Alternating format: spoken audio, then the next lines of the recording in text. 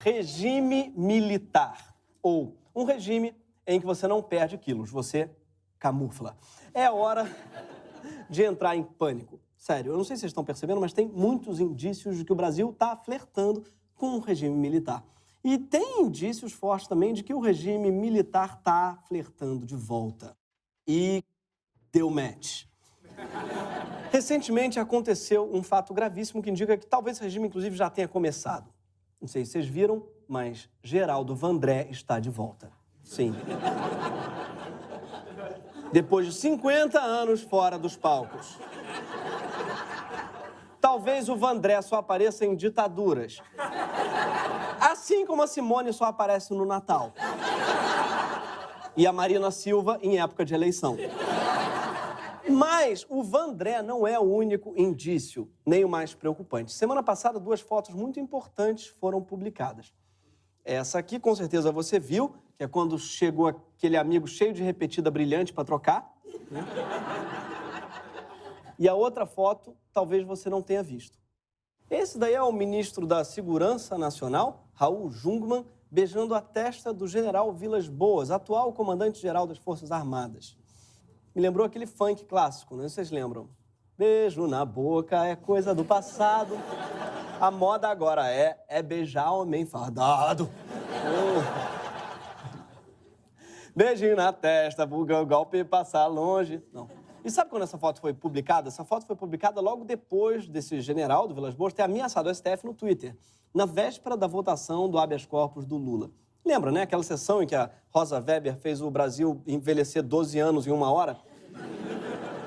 Você lembra dessa sessão, com certeza. O que talvez você não lembre que tinha uma outra coisa ali que o STF julgou naquele mesmo dia. Foi uma ação de 2013 da Procuradoria-Geral da República que quer levar para a justiça comum processos criminais contra militares. Sim, porque hoje, caso você não saiba, se algum militar comete um crime em operações como a intervenção no Rio, só quem pode julgá-lo é um tribunal militar. E Deus, claro, porque só Deus pode julgá-los, mas enfim, na terra, tá? E a gente sabe que isso é um absurdo, não só porque os militares não deveriam poder julgar a si mesmos, mas sobretudo porque eles podem acabar tendo menos tempo para investir em seus verdadeiros talentos.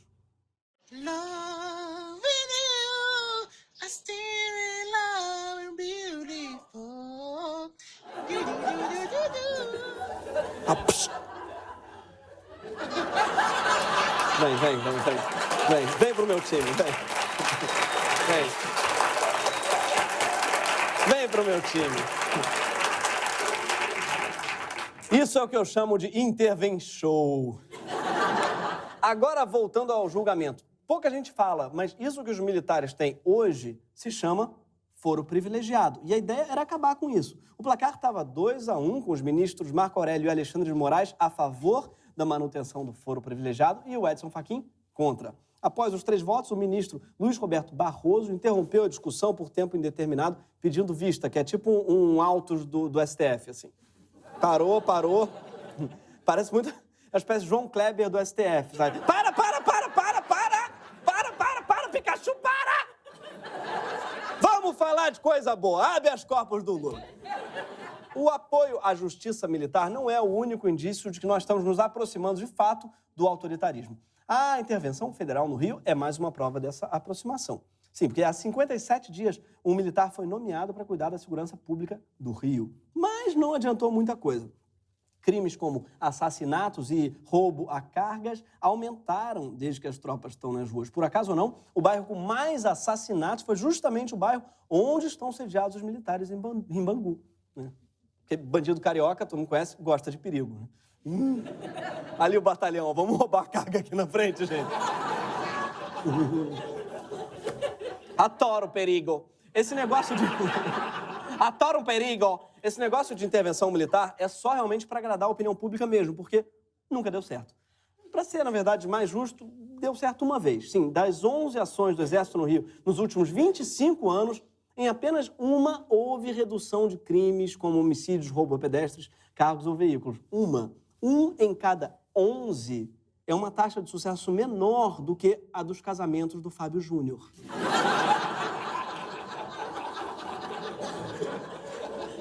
A intervenção é fruto de uma paquera cada vez mais forte entre os militares e o governo. Temer, afinal, foi o primeiro presidente da democracia a nomear um militar para o ministério. Antes, o Temer já tinha poupado os militares do projeto de reforma da Previdência, aquela que ele não conseguiu passar. Nesse vídeo, o general Vilas Boas explica por que eles, os militares, devem ser poupados. Nós não temos aposentadoria, porque quando passamos para a reserva, nós permanecemos em estado de disponibilidade. Podemos ser convocados em caso de estado de guerra ou estado de defesa. Quase que eu não vi o Vilas Boas, porque afinal ele está camuflado. Mestre dos sortilégios! Sim, militar não se aposenta, porque se houver uma guerra, ele é chamado de volta, ele diz, não é? O militar está sempre na reserva. Pena que a guerra em questão no Brasil, se acontecesse, só duraria 1 hora, que parece que é o quanto duraria a nossa munição. Sim. O exército brasileiro possui munição para menos de 1 hora de guerra. Sim, nossa munição dura menos que um episódio de Game of Thrones. Por causa dessa possibilidade de guerra, que não acontece há 80 anos, os militares são responsáveis por quase metade do rombo da Previdência da União. E o Temer, inclusive, fez ajuste fiscal para todo mundo, mas subiu o orçamento da defesa. A ideia, parece que o Brasil tenha munição para, quem sabe, 2 horas de guerra. Quem sabe dá para a gente ouvir um faroeste caboclo. Mas os militares sabem que o Temer não vai durar para sempre na presidência, apesar dele possuir a vida eterna. Vai que alguém, por acaso, crava uma estaca de madeira no peito, sabe? Vai sair uma bala de prata.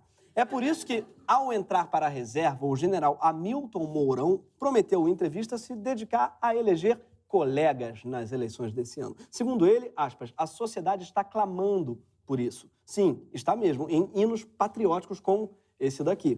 Intervenção, artigo 1 da Constituição. Forças Armadas assumam o poder. Os patriotas dão-lhe autorização.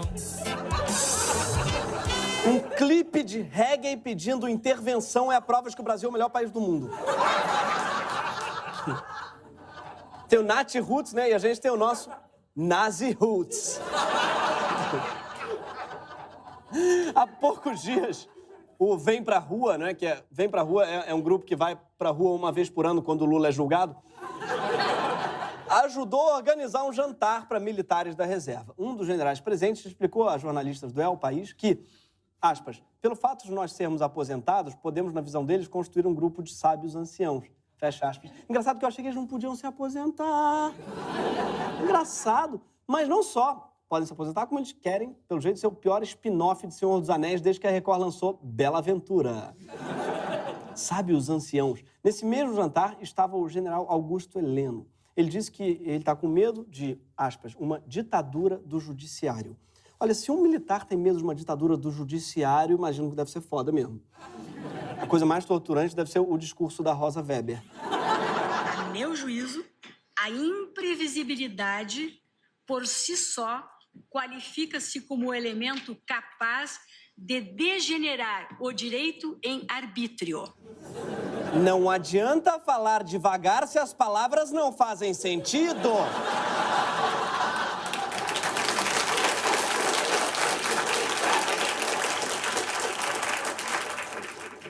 O general Augusto Heleno também disse: é lógico que a sociedade deve se manifestar, mas sempre com tranquilidade, sem vandalismo, de uma forma veemente, mas ordeira. Veemente, mas ordeira? Eu acho que ele estava se referindo a isso aqui.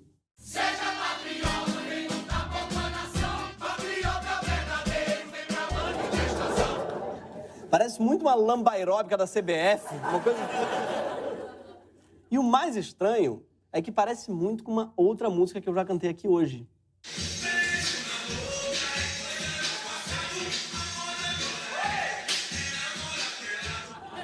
Ou seja, quer lutar contra a corrupção, mas roubou a melodia de um funk, né? Tamo de olho! Agora, mais perigoso que tweet de general são os likes que ele ganha. Sim, hoje em dia o general ganha chuva de like, manancial de crush, é um canavial de match. Tanto que surgiu até uma nova profissão, que foi apelidada no Twitter de Military Influencer.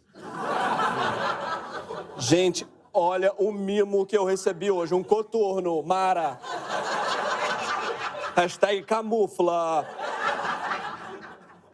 A gente tem que lembrar que, sem o Lula no páreo, o primeiro colocado nas pesquisas para o Planalto é o cara que lançou essa tendência. É o nosso trendsetter, um militar que há muitos anos é consistentemente eleito pelo voto popular. O ex-capitão, deputado federal e presidenciável Jair Bolsonaro. Ou mito, para quem não estudou história. Esse cara ele tem uma ideia muito estranha de democracia. Maioria é uma coisa, minoria é outra. Minoria tem que se calar, circunvar a maioria. Acabou. Eu quero respeitar a maioria e não a minoria. Você tá entendendo? Deixa eu explicar, Bolsonaro. Democracia não é o regime em que a opinião da maioria vale mais que das minorias. Isso se chama caixa de comentários do G1. Democracia é o regime em que as minorias devem ser protegidas da vontade da maioria por governantes eleitos pela maioria. Não é à toa que o Bolsonaro vive defendendo a ditadura por aí, do Congresso ao programa do João Kleber. E eu sempre costumo dizer para a garotada que está nos ouvindo aqui, tem dúvida? Pergunta com o teu pai, com o teu avô, como foi aquele momento. Aquela época foi uma época de pleno emprego, de segurança, de respeito, de educação. Cara, engraçado que eu perguntei pro meu pai e ele te mandou tomar no cu.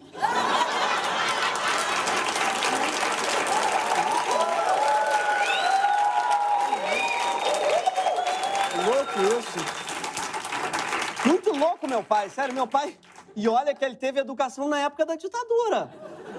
Ou seja, ao contrário do meu pai, tem muita gente que não lembra das experiências ruins que teve na ditadura. Mas tudo bem, tem que ter paciência. A gente tende a bloquear experiências traumáticas. O Brasil é um pouco como aquela sua amiga que terminou com um cara escroto e agora fica...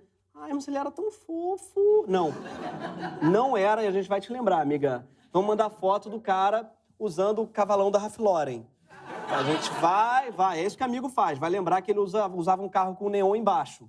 Tá? Que ele tinha uma tatuagem que dizia Deus é top em letras cursivas. Tá? O Bolsonaro, ele é daqueles que acham que na ditadura houve o chamado milagre econômico. E é verdade. O PIB cresceu 10% por ano entre 68 e 73. E é verdade que a inflação caiu. Mas esse milagre não foi para todo mundo. Para que o plano de crescimento funcionasse, os militares resolveram conter os salários, mudando a fórmula de reajuste pela inflação. O valor real do salário mínimo dos anos 70 passou a equivaler a metade do que valia antes. A medida foi tão impopular que foi preciso calar os sindicatos para que ninguém reclamasse. O direito à greve acabou. Havia mesmo muito emprego no setor da construção civil, mas com jornadas de até 56 horas semanais, além de sábados e domingos. Deve ser isso, aliás, que o Bolsonaro queria dizer quando falou em pleno emprego. Você trabalhava a semana inteira. O Brasil se tornou campeão mundial de acidentes de trabalho. Ou seja, teve milagre, mas foi só para a galera do cercadinho VIP. Tipo se Jesus transformasse água em bebida que pisca. E só para quem tem pulseira. O Bolsonaro cita ainda outro mito da ditadura, a ideia de que o Brasil era seguro. Isso não é verdade. De 1920 a 1960, a taxa de homicídios esteve sob controle, numa média de 5 mortos a cada 100 mil habitantes. Até que a taxa começou a acelerar, onde? Na década de 60. Em 68, já eram mais de 10 mortos por 100 mil. Nível que a Organização Mundial de Saúde considera epidêmico. Sim, se o homicídio fosse uma doença, na ditadura tinha virado uma epidemia. Filho, leva esse casaquinho aqui que você pode pegar um homicídio. Ah, mas você tinha mais sensação de segurança. Isso sim, porque as mortes não estampavam a capa dos jornais. A ditadura resolveu o problema da violência botando um sensor na redação dos jornais. Sim, na época tinha alguém dentro do jornal que ganhava bem. Isso é verdade. Não por coincidência, a escalada do homicídio se acelerou no final da ditadura, quando policiais formaram grupos de extermínio, como o Esquadrão da Morte, que tem esse nome porque era um esquadrão que produzia cupcakes. Não, produzia morte. E não foi só o Esquadrão da Morte, tá? O governo também executava pessoas. O número de mortos e desaparecidos pela ditadura, oficialmente, tá, é de 434 pessoas. E para quem diz que quem foi preso era tudo terrorista, vale lembrar que crianças foram torturadas.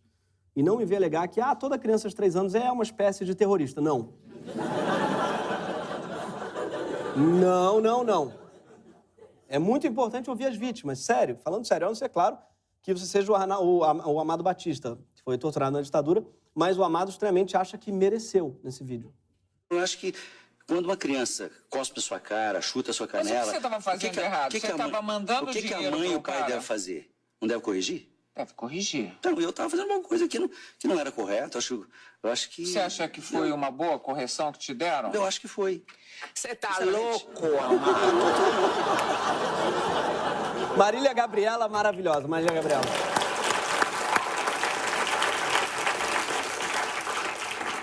Acho que toda vez que alguém vier falar bem da ditadura, tem que responder: você tá louco, amado?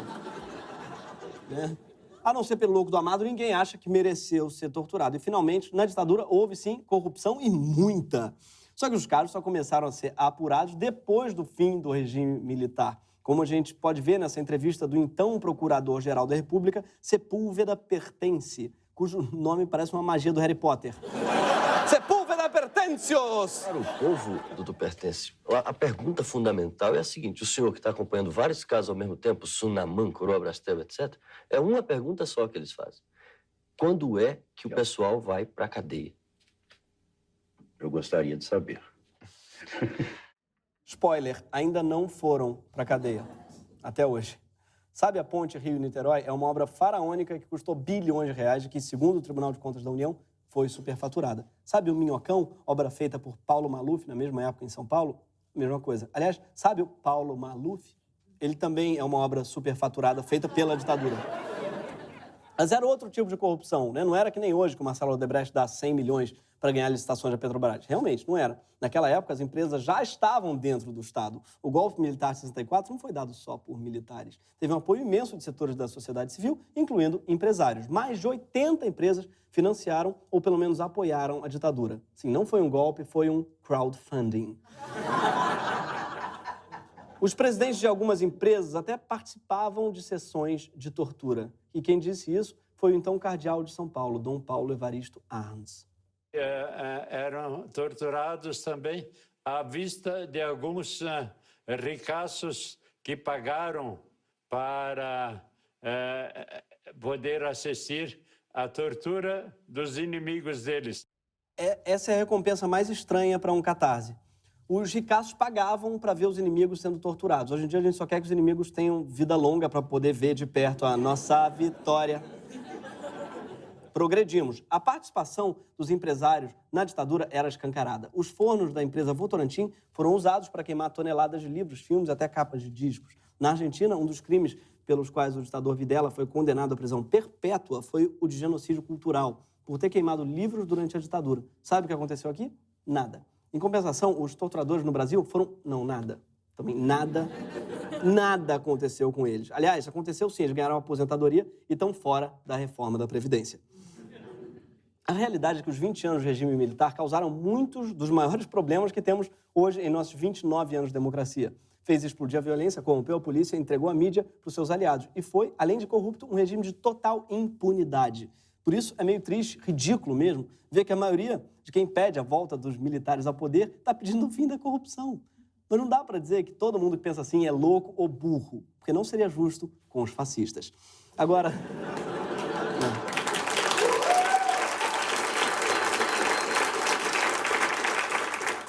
Agora, veja que curioso, 60% do eleitorado de Bolsonaro tem entre 16 e 34 anos. Quanto menos uma pessoa viveu sob um regime militar, mais ela parece gostar da ideia. Assim como, quanto menos um jovem morou sozinho e pagou os próprios boletos, mais ele quer sair de casa. Hoje, por exemplo, no estado de São Paulo, onde Bolsonaro está em primeiro colocado mesmo com Lula no páreo, a maioria de seus eleitores são jovens com menos de 24 anos. Mas antes de pensar que esse jovem é simplesmente um reacinha, lembre que alguém com 16 anos de idade hoje, pronto para o seu primeiro voto, tinha 11 anos em junho de 2013. O que ele viu da política brasileira foi a novela da Lava Jato, a destruição de partidos, um golpeamento, o descrédito da grande imprensa, os fake news do Facebook. E é por isso que essa foto e essa foto estão mais conectadas do que parece. A prisão de Lula representa algo muito sério, o final de um período de 30 anos na história do Brasil, durante o qual conseguimos resolver nossas diferenças e definir nosso destino através da política. E, agora, a gente está presenciando a prisão do maior líder político que a gente teve nesse período, você gostando dele ou não entendendo nada de política. O eclipse de Lula é brincadeira, gente. Falando sério, O eclipse de Lula coincide com o eclipse da democracia. Não só porque o processo foi cercado de atropelos e ilegalidades, culminando com a ordem de prisão antes mesmo de esgotar os recursos em segunda instância, mas porque esse episódio consolida o capítulo mais triste da história de uma liderança que foi minando muito de sua credibilidade pelo abandono de algumas de suas pautas mais importantes. A prisão de Lula também é um sinal da falência da política e da desmoralização do judiciário. E quando você perde a confiança na política e na justiça, meio que só sobra a força. E esse vácuo que se abre está sendo preenchido por gente que não tem apreço nenhum pelas garantias democráticas. A gente que nasceu e viveu sob governos petistas está caminhando para a órbita de um político que não representa só o antipetismo, mas sim a antirrepública.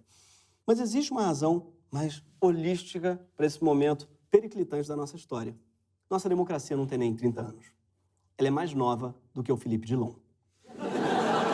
E, assim como ele, fez escolhas duvidosas, como esse Dredd, por exemplo. Ela tem exatamente 29 anos. Ou seja, se fosse uma pessoa, ela estaria em pleno retorno de Saturno. E para entender esse inferno, o Greg News apelou para a única instituição que ainda não foi descredibilizada no Brasil, a astrologia. Sim, a gente fez em exclusividade o mapa astral da nossa democracia. E o resultado foi surpreendente. A nossa democracia nasceu às 17 horas do dia 5 de outubro de 88, quando foi promulgada a Constituição. A gente jogou esses dados no site www.viastral.com. E você pode fazer a mesma coisa, e você vai descobrir, tá, como a gente, que a nossa democracia é libriana. Ponderada, mas também um pouco indecisa. Vacilante. Sua lua em Leão denota exuberância, mas um pouco de truculência. E, claro, a democracia tem ascendentes em Peixes, pisciana, sofrida. Morde fácil uma isca. O site diz, literalmente, que a democracia não se sente nada confortável com transgressões da ética, mas, às vezes, acredita que as mesmas são justificáveis se puder evitar problemas e conflitos. Alô, Zé Dirceu! E o Via Astral também dá uns conselhos. Aspas, podemos dizer, democracia, que seu excesso de idealismo e suas expectativas exageradas podem resultar em insatisfação. É democracia. Estava tudo escrito. Nós, que já passamos pelo retorno de Saturno, sabemos que é só respirar, se acalmar que melhora. Os eleitores do Bolsonaro, tadinhos, ainda não chegaram nessa idade. Não entendem esse momento cosmologicamente delicado. Essa vontade de jogar tudo pro alto e morar em Portugal. Porque para a astrologia, o retorno de Saturno é também a volta do mapa para o nosso nascimento. Então calma, meninos, tá? Não vamos transformar esse retorno de Saturno num retorno de Coturno. Obrigado. Esse foi o Greg News, gente. Muito obrigado a todos.